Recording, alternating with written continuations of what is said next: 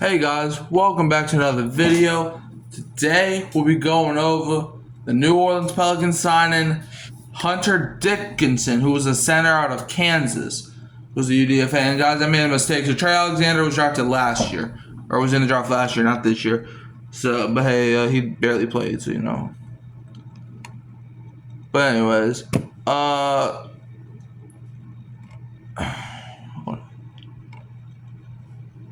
But yeah, Hunter Dickinson, who is 7'2". Look, I personally like this signing because we need center help. You know, we did sign Kevon Looney a couple days ago, and we also have Yves Missy on the roster, and we drafted Derek Queen. But it's like, Kevon Looney's been in the league for 10 years, but other than that, it's like we have lots of unknowns in that center room. Look, Yves Missy's good, but I want to see him do it another year. I can't really find nothing about his draft stock, but I'm keep on looking. But you know, all right, well, here's something.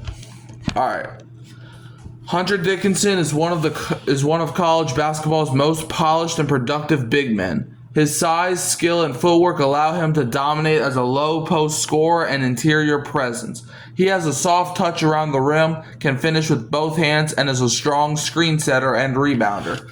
His stretch potential is intriguing, as he can step out and knock down an occasional three. Despite his well-rounded offensive game, questions remain about his ability to translate to the next level. Dickinson lacks athleticism and lateral quickness, which impacts his ability to guard in space and defend pick-and-roll actions. Additionally, at 23 years old, there are concerns that he may have already reached his developmental ceiling.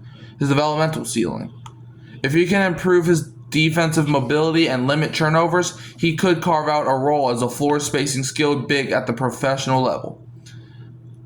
There's no denying Dickinson's size and skill make him a force on the block. However, I'd be remiss not to mention my concern that his lack of mobility could limit his effectiveness in today's NBA, which is faster and more spaced than ever. He's earned a chance, but it could be an uphill battle. Let's look at some of his strengths. He's a polished post scorer. He uses footwork, size, and soft touch to score efficiently. He's a rebounding machine. He positions himself well and secures rebounds with strength. He has stretch potential. Can knock down mid-range shots and occasional threes. He's a strong screen setter. Creates space for ball handlers in pick-and-roll situations. And he's a physical interior presence, as he uses his frame well to establish position and seal off defenders. Let's look at 4 of his concerns. He has limited defensive mobility. He struggles to defend quicker players, and in space, he's turnover prone under pressure, can hold the ball too long, leading to bad decisions. Age and development ceiling. At 23, is there significant room for growth? Struggles against NBA level athleticism. Will he be able to keep up with the speed and physicality of the next level? Now let's look at some questions. Can he improve his defensive foot speed to stay on the floor in NBA systems? Will his stretch shooting continue to develop and become a reliable weapon? And can he be an impactful enough rebounder and low post presence to offset his defensive limitations? Bottom line, Hunter Dickinson is a skilled physical center with a high basketball IQ and an NBA-ready offensive game.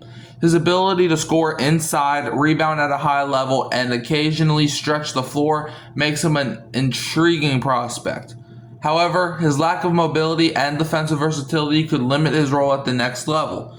If he can develop into a more consistent floor spacer and improve his defensive mobility, he could earn a spot as a rotational big in the NBA or a high-level international player.